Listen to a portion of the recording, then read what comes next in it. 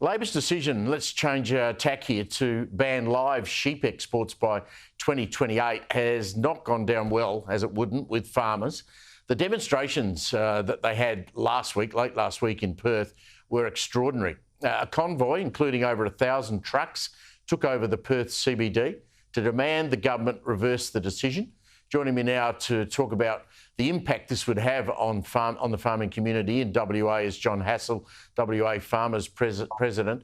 John, were even you surprised at the turnout late last week, or is that the level of anger?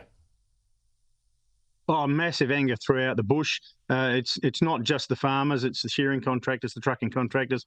In fact, it'll be devastating for all the small towns throughout the entire Wheatbelt in our state, and I don't think they realise the depth of despair that people are feeling. So I was really pleased with the amount of turnout, and there were a lot of people who couldn't make it, of course, because they're still on their air seeders, but it was a fantastic turnout. So what's the, John, what's the attitude of the WA government compared to Canberra? Oh, good. Chalk and cheese. I think Roger Cook has come out and said that even they'll target the marginal electorates if they don't change their tune. So, that's something that we're planning on doing. We've got, a campaign going with www.keepthesheep.com.au to raise money, to raise awareness in the 5 marginal electorates, and even the new electorate of Bullwinkle. We're going to target all of those to try and get people to change their tune about how they vote, because this is a really rotten decision based on a backroom deal with the Animal Justice Party, and I think we can't afford to have politics run on that basis, because everything will be up for grabs if we do. I love the slogan, keep the sheep. I think it's fantastic. We know that farmers love to protect their livestock. I mean, they care for them. Sure, it's a business, and you're producing food for the country, and with live sheep, you're producing food for the rest of the world. Why do Labor politicians always not understand this? I mean, I mentioned at the beginning of the program, you can go back to when the former Rudd Labor government banned live cattle exports to Indonesia, and that decimated the industry for a long time. Your industry's done so much to make sure the transport of sheep to the Middle East is done in a humane way. It absolutely has, and the science is there to show that. And the disappointing thing about Murray Watt with this is that we can show him all the science and all the logic and all the reasoning, and the way the industry's had a moratorium, a self-imposed, I should say, moratorium over the summer months in the Northern Hemisphere, and he just looks right through you and says we're going to ban it anyway. That's not the way to govern a country, in my opinion.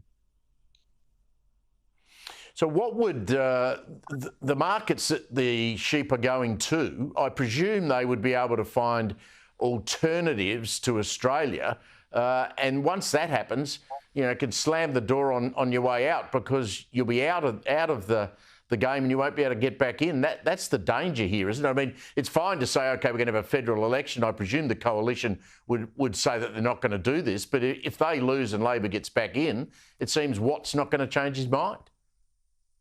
Well, look, there's all sorts of other things at risk here. The Kuwaiti ambassador dragged Murray Watt into his office, I believe, and told him that education of their students in Australia is at risk, that other imports into Kuwait from Australia, such as wheat, are at risk.